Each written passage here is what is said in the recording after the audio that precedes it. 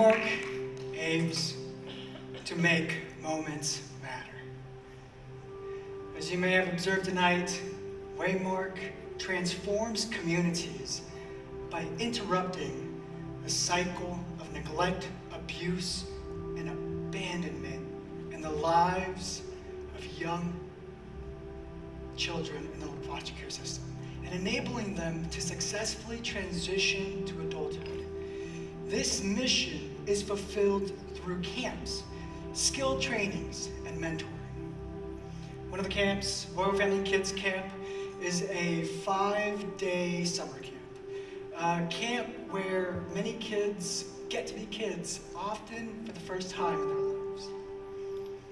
It is an experience completely aimed toward changing the trajectory of young lives. The result of Royal Family Kids Camp is it breaks the cycle of abuse by restoring faith in the hearts of children whose trust has been broken. I was placed into foster care when I was 7 years old. At that time, my mother was an alcoholic, a chronic alcoholic, addicted to drugs, completely absent from my life. My father was never in the picture. He had abandoned my mother and I before I was born. My entire family had abandoned me, so I was placed into foster care by a neighbor. Both my heart and my trust were completely shattered, broken by the people that I thought were supposed to love and protect me. I was 8 years old when I went to Royal Family Kids Camp and stepped off the bus for the first time. When I arrived at the campground, a bunch of grown-ups were yelling and shouting and cheering and laughing and holding signs over their head, and I just thought, no one could be this happy to see me. It was scary at first, seeing so many strangers that were grown-ups, and just like every other grown-up in my life, I had a feeling they could not be trusted, and they were liars, and it would not be long until one of them would hit me, hurt me, and probably even end up hating me by the end of the week. 8-year-old me got off the bus, and my counselor, Steve, walked over. I had an oversized shirt on, a torn up pair of shorts, and both fists by my sides ready, because if this guy got any closer or had misspelled my name on that dumb sign that he was holding over his head, I was ready to punch this guy in the nuts and run. Well, he got closer, so I pushed up my glasses, I raised my fist, and as he showed me the sign, I saw for the first time someone had cared enough to spell my name correctly. E-R-I-C-K.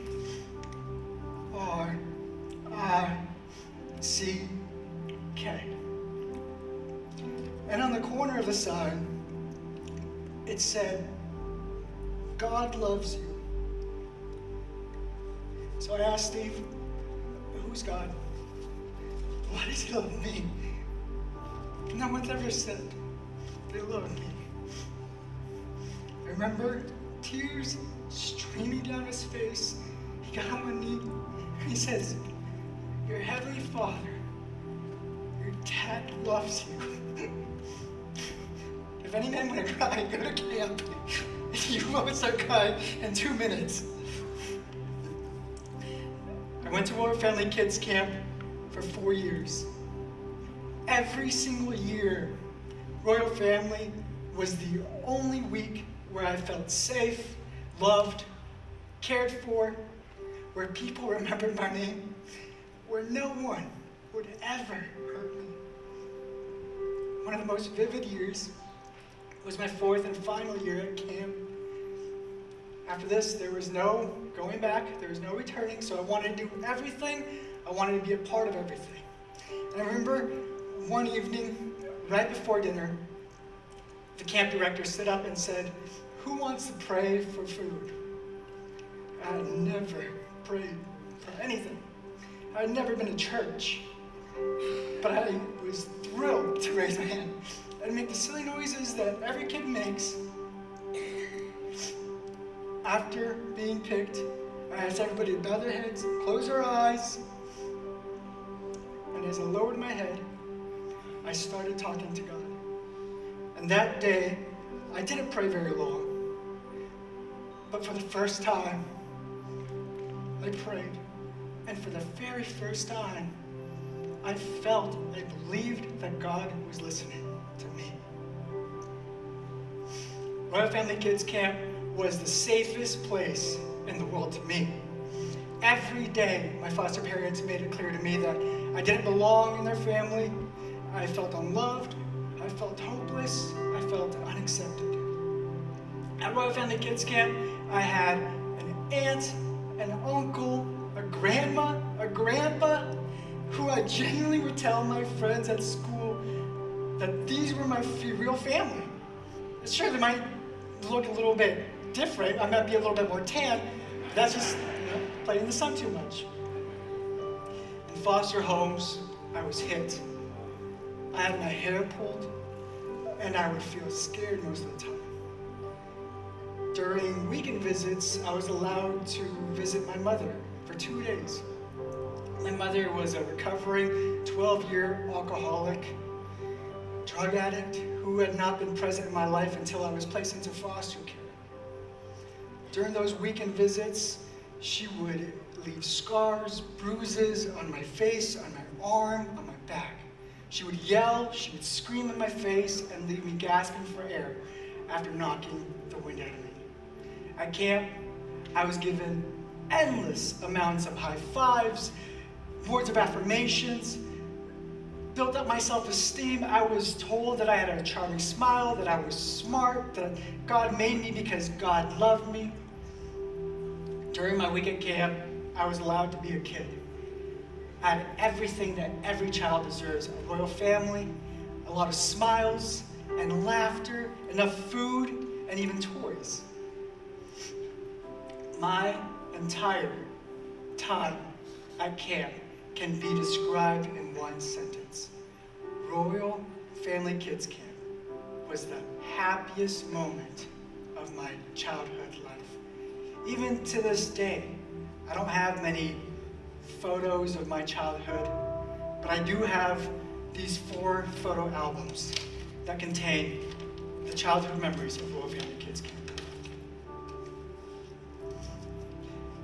Ever since the last day I attended Royal Family Kids Camp as a camper, I often find myself singing a song that I learned there. Part of the song is, I will change your name. You will no longer be called wounded, outcast, lonely, or afraid. I will change your name. Your new name shall be confident, joyfulness, overcoming one, friend of God, faithfulness, one who sees my face. Because of this song, I started following Jesus at 12 years old. I wanted God to change my name. I wanted to be God's friend. I wanted a new name. I wanted to be God's child. I could have turned to drugs, alcohol, like my birth mother, or I could have abandoned my responsibilities, like my birth father. But instead, I opened the Bible that I received at camp, and I asked God into my life. God, since then, has given me an awe-inspiring life with a forever family, my royal family. Family isn't about biological relations or last names or looks. Family is about unconditional love and unlimited hope. You being here today makes you a part of the royal family now. I don't always know where I'm going for the holidays. I don't know what I'm going to do on my birthday. But I know someone I met from Royal Family, a mentor, a friend, reaches out and lets me know that they're thinking of me. and that I'm invited into their home. You are my only family. You are who I consider my royal family, the family I never had, but God wanted me to have. And it's an honor, it's a privilege. I'm proud to be speaking here today in front of my family today and being heard. But now our family is going to get a lot bigger. There's a lot more campers who are going to be a part of the camp and a part of our family because of those who commit time and finances tonight to make camp happen next year. I hope that what you experience tonight, what you hear tonight, doesn't just become another night in your life, but that it becomes a lifestyle. I hope that it becomes a style of life. I hope that this commitment to make a difference in the life of a child becomes permanent. I hope you take this back to your home, to your kids, to your wife, to your husband, to your sister, to your friends, to your church, to your small groups. I hope you give everything. Give everything in your heart. Give your entire heart to contributing to the growth and impact of Waymark, of camps, of skill training, of mentoring, and bring light, hope, love to the children in foster care. I would not be here today if it weren't for people like you. People who, when I was young, did not know anyone, did not know the donors. I would not be here today if people had not donated and contributed so that I could go to camp. I've never been able to meet these people. I've never been able to say thank you other than through the actions, the decisions, the positive behaviors that I take on a daily basis, and I hope that makes them proud. As you saw in the video at 16, I was homeless. I was out on my own. First thing I did, got on my knees and I prayed. I said, God, every step that I take from here on out, I'll take towards you. Second thing I did, immediately called one of my counselors, one of my mentors from camp. And without any conditions, without any hesitations, they showed up for me. Got me through high school, through college, the people that helped pay my tuition, people that helped motivate me, were the mentors, the directors, the counselors from Royal Family. Of course, I chose a private Christian university that costs way too much. Nonetheless, they showed up for me. When I turned 22, I was given a job at the United States Hispanic Chamber of Commerce, and I had to interview 5 times, and I was terrified. I had no idea what to do. I didn't know how to write a cover letter. I didn't know what sort of resume to do, and I asked for help. I posted it on my Facebook, and a mentor from camp replied. They were a 15-year editor. They created the most beautiful cover letter. I ended up getting a promotion before I even got the job. And I don't even know what the cover letter said. I'm kidding.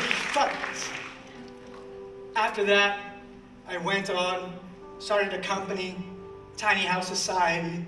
We're the nation's leading authority in advertising, marketing, and custom building for tiny homes.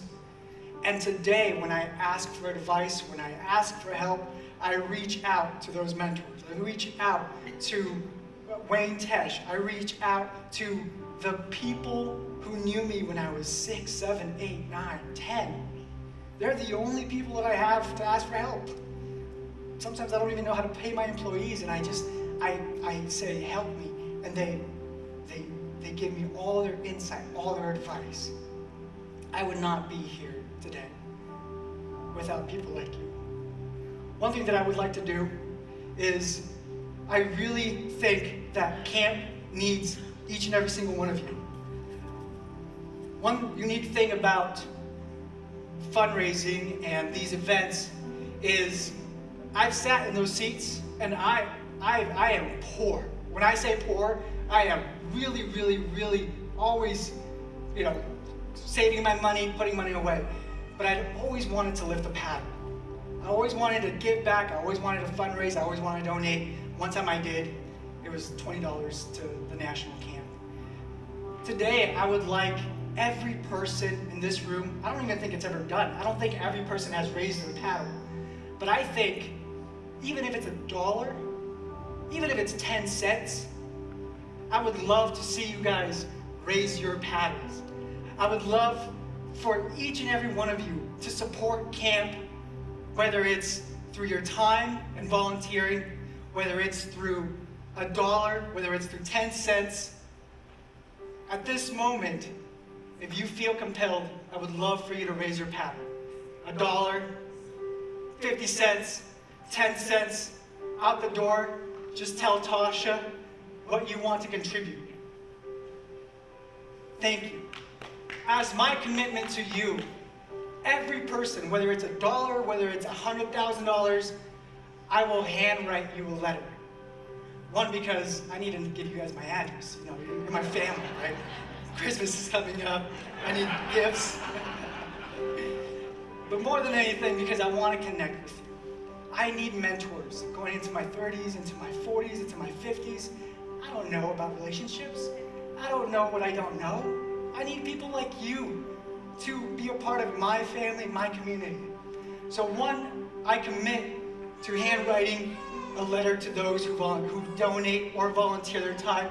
And two, I commit to being at Waymark and volunteering my time next year.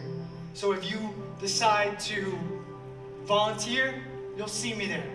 And we'll spend time, and we can talk, and you can tell me your story. I would love to know the hardships that you've gone through. So I appreciate you guys. I love you. I thank you. And give $1 to camp. It does make a difference in the life of a child. Thank you.